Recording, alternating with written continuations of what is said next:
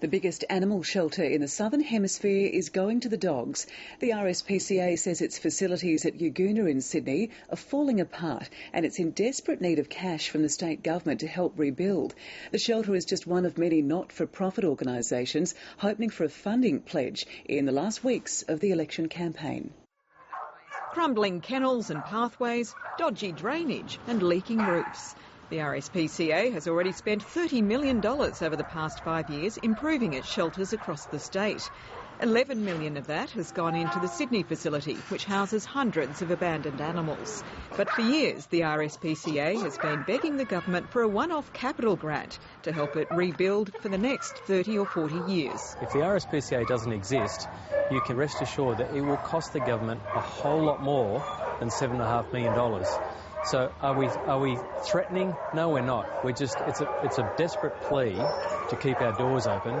The charity says if it's no longer able to run animal welfare services, local governments will be forced to do it.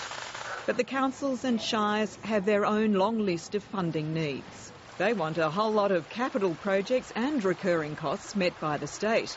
And they're not the only ones with their hands out. The New South Wales Council of Social Services says $7.5 million would go a long way towards providing preschool access for all 4-year-olds, or transport to health services for a year, or safe houses for teenagers on bail.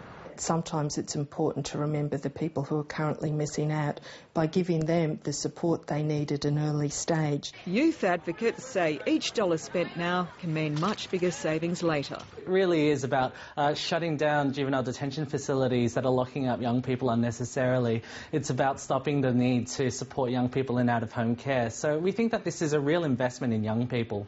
It's all an issue of priorities.